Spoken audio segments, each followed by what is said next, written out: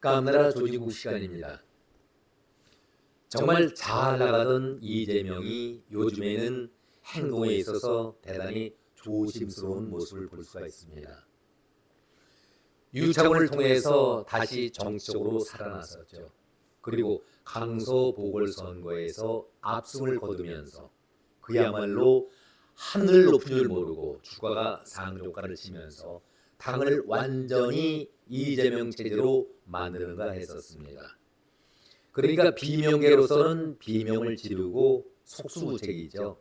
숨만 쉬면서 하루하루를 보내다가 얼마 전에 이재명이 암수를 만났었습니다.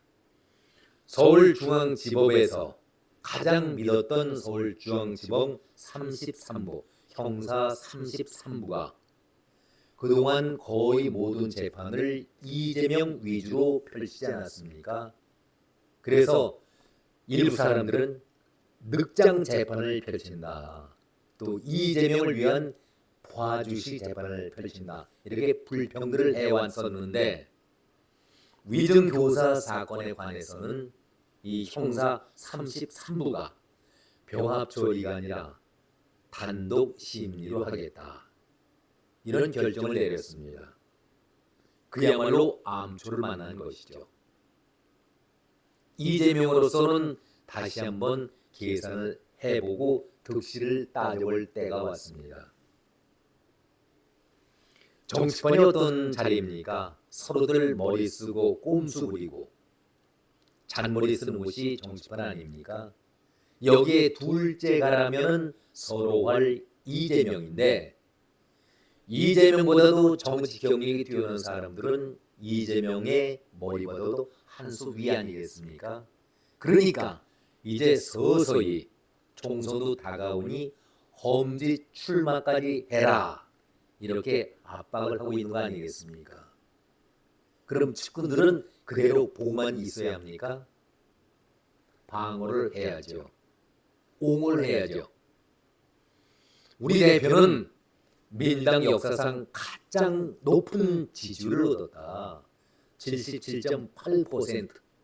과거에 이렇게 높은 지지율을 얻은 당대표가 있었느냐?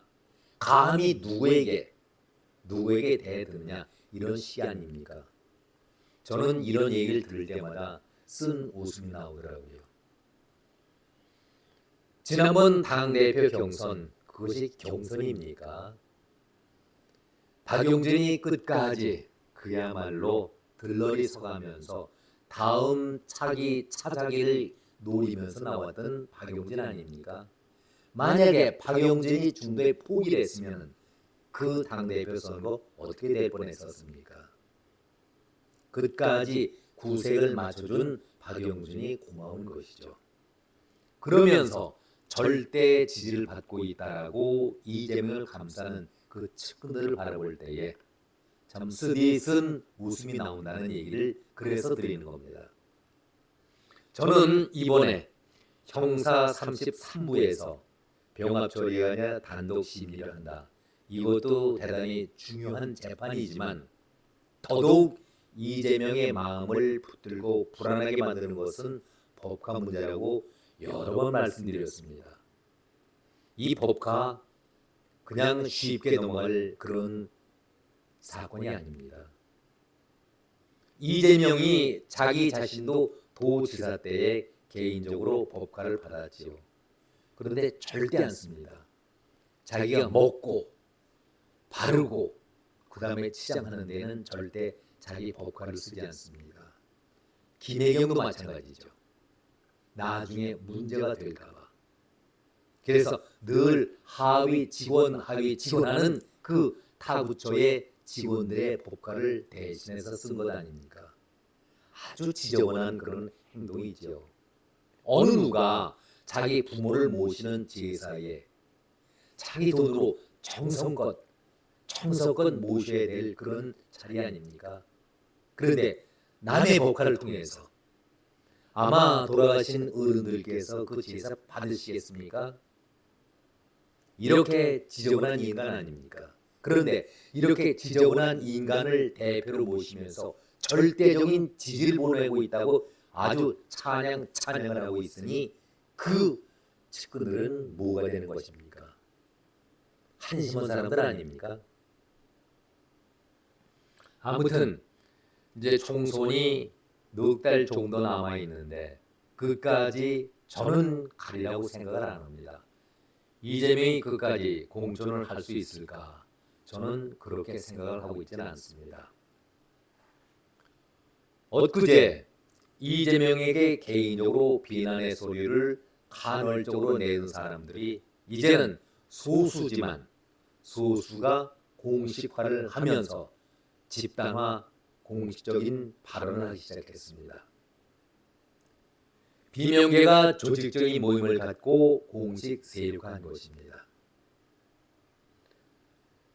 처음 출발은 소수 집단의 소리지만은 글쎄요, 이 목소리가 소수의 목소리라는 것이 중요한 것이 아니라 공식적인 채널을 통해서 나오는 소리이기 때문에 저는 중요하다고 그런 생각을 가져봅니다. 이름은 원칙과 상식, 가칭이지만 원칙과 상식을 공식화하면서 이재명에게 신소를 하기 시작을 했습니다. 가장 중요한 것은 강성 지지층과 이재명이 결별을 해라. 그리고 험지 출마에 나서라. 그야말로 아픈 소리 아니겠습니까? 김종민, 윤영찬, 이상민, 이원욱, 조홍천 의원들이 참여를 하고 있는데 글쎄요, 민주당 그 관계자들은 지금은 미미한 소수의 참가자들이지만은 여기에 취재 궁금하는 사람들이 대단히 많다. 상당수가 된다. 파장이 만만치 않을 것이다라고 예고를 하고 있습니다. 그러니까 원칙과 상식 여기에 참여하는 의원들은 이재명이가 변화를 해야 한다. 이것이 자기들의 최우선의 목표라고 생각을 하고 있습니다. 그동안은 어땠습니까? 개별적으로 산별적으로 강성 지지층과 끊어라. 그 다음에 당 도덕성의 회복에 대한 목소리를 내라. 이렇게 하다가 하나의 목소리로 공식적으로 나오게 되니까 이재명으로서는 솔직히 부담을 갖지 않을 수 없는 것이죠. 거기에 대표적인 사람이 이원욱 아니겠습니까? 기득권을 갖고 있는 사람들이 솔선을 보여라 이런 뜻으로 만든 것인데 당 대표와 성남시장을 2번씩이나 했죠. 그리고 경기도지사 한 번 했고 다음에 국회의원을 하고 있습니다. 대통령 후보도 지냈고 당 대표까지 하고 있지 않습니까? 이 정도면은 이 이상 가는 기득권자가 누가 있겠습니까? 그러니까 기득권자로서 솔선수범하고 앞에서 주문했던 그 얘기를 반드시 지켜야 되지 않겠는가 이런 얘기를 했습니다. 그러니까 한마디로 지금 간헐적으로 개별적으로 산별적으로 이재명에게 불만을 표시하던 사람들이 소수지만 이 사람들이 공식 채널을 통해 가지고 정식으로 목소리를 냈다. 대단히 괴로운 일 아니겠습니까? 제가 그 제목으로 뿅망치 얘기를 했습니다만 그 노래에서 뿅망치 여기저기에서 어디서 튀어나올지 모를 정도로 아무리 뿅망치로 두드려도 계속해서 튀어나오고 있습니다. 그런 실정이 되어가고 있습니다. 168명 모두가 다 이재명 앞에 충성하는 사람들은 아닙니다. 앞에서 얘기했지만은 처음에 출발은 서너 명 정도지만은 상당수 사람이 공감을 하고 있다. 그 파장이 만만치 않다. 그것을 우리는 눈여겨볼 필요가 있겠습니다. 물론 위중교사 사건 여러 번 말씀드렸습니다. 병합을 간절히 바랐지만은 단독 심리로 결정이 되지 않습니까? 병합이 된다면은 이재명으로 볼 때는 최소한 2, 3년 정도는 충분히 간다. 그렇다면 내년도 총선에서 배지 한번 달고 다음에 대통령 후보로서 또 한번 나설 수 있는 길이 충분히 있겠다라는 계산을 해왔던 것이죠. 제대로만 잘 한다면은 대선에 또 한번 도전할 수가 있다. 그렇게 신경을 쓰고 있었는데 이 위증 교사라는 것이 이게 만만치 않습니다. 총선 내년 4월 전에 증인 그 증 김진성 씨인가요? 김진성 씨는 다 고백을 했습니다. 사실대로 얘기를 했습니다. 그렇다면 이 사람 따로 놔두고 교사 한 사람 따로 재판 미루고 그것은 되지 않지 않습니까? 증인이나 교사 한 사람이나 같이 이제 처벌받고 같은 벌을 내야 될 입장인데 김진석 씨는 빨리 해달라고 요구하고 있는 것 아닙니까? 이것이 길어야 될 이유가 하나도 없는데 여기에 이재명이 고민하고 있는 것입니다. 만약에 총선 전에 1월이라든가 2월 정도에 그 판결이 나오게 된다면 이재명으로서는 그야말로 곤혹스러운 것이죠. 아주 치명적인 입장을 받기 때문에 자신은 되도록이면 그대로 병합을 하면서 대장동, 백현동 모든 걸 다 묶어서 2, 3년 정도 가기를 바랐었는데 이것은 단독 심리로 바뀌게 되니까 얼마나 내심 불안하겠습니까? 앞에서 제가 말씀드렸죠. 지금 형사 33부가 병합이 아니라 단독으로 하겠다라고 얘기를 했는데 또 모르죠. 또 모릅니다. 이들이 단독 심리 가다가 병합으로 또 바뀐다면은 이재명이 뜻대로 가는 것이고 아니고 그대로 단독으로 간다고 하면은 이재명에게는 치명적인 그런 재판이 될 가능성이 있습니다. 무엇이라 저는 단정할 수 없지만은 반반의 그 확률 속에서 재판을 진행하고 있다. 그런 말씀을 드릴 수가 있겠습니다. 이런 입장에서 정식적인 채널로 이재명에게 대항마를 보이고 있다. 이재명으로서는 참 곤혹스럽게 짝이 없는 것이죠. 그 대표적인 게 이상민 의원 아니겠습니까? 이상민 의원이 뭐 이준석과도 면담을 했었다. 이런 얘기도 했었습니다만 비명계의 핵심이자 중심 아니겠습니까? 다음 달 초까지 탈당 여부를 결정하겠다. 탈당 후에는 국민의힘 입당 가능성도 열어뒀다. 이거는 뭐 정치적인 수사니까 그렇게 꼭 믿어야 될 얘기는 아니겠지만 아무튼 자기가 탈당을 하게 되면은 어디든지 자유롭게 갈 수 있다라는 그런 차원에서 하는 말이었겠죠. 제3지대 정당 합류도 가능하다. 거기에다도 방점을 두고 있다라는 얘기를 했었습니다. 그러나 탈당 문제라는 것은 비명계 모임의 원칙과 상식 내에서도 약간의 그들과 같은 뜻을 보이고 있지만은 약간의 차이를 보이고 있다라는 미묘한 말을 또 하고 있습니다.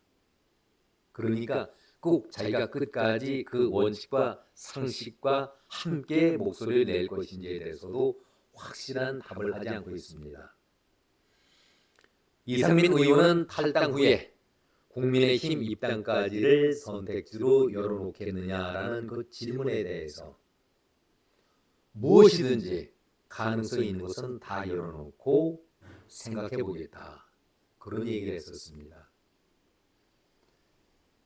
이상민 의원으로 올 때는 어느 특정 정당, 국민의힘인 제3지대 정당이든 간에 특정 정당이 아니라 상식의 복원이 가장 정치에 필요한 것 아니겠는가. 그것을 위해서 열심히 한번 뛰어보겠다. 이런 얘기를 했습니다. 조금 더 지켜볼 필요는 있겠죠. 앞에서 제가 법과 얘기를 말씀드렸지 않습니까? 참으로 지저분하다. 세상에 자기 부모를 모시는 그 제사에 자식들의 정성, 자식들의 마음을 담아서 제사를 지내는 것이 보통 아니겠습니까? 그런데 그런 부모들이 그렇게 남의 법가로서 형식적으로 사온 그 물건 제사 드린다면 마음껏 받으시겠습니까? 저는 정말 이 한 건만 보더라도 이재명이가 얼마나 인격적으로 부족한 사람인가 그런 생각을 가져봤었습니다. 분명히 다시 한번 말씀드립니다. 위중교사 사건 문제와 함께 이 법카 문제, 대장동 그리고 백현동 위례 신도시 문제, 뭐 수백억, 수천억 단위가 커서 문제가 되는 것이 아니라 그것보다도 이 작은 것이지만 문제가 더 커질 수 있다. 저는 그런 말씀을 드려봅니다. 이것이 생각하지도 못했던 암수를 만나는 이재명의 모습입니다. 지금 현재 이렇게 이재명이 소가리를 하고 있는데도 측근들은 아부 떨기에 바쁘죠. 정말 아부 떨기 바쁩니다. 그 참모들이 누굽니까? 지도부가 누굽니까? 저는 이런 모든 모습을 봤을 때 과연 이들이 이재명과 함께 끝까지 지켜갈 수가 있을까 그런 생각을 해봅니다. 정치의 초짜가 그야말로 법카를 자기 마음대로 썼죠.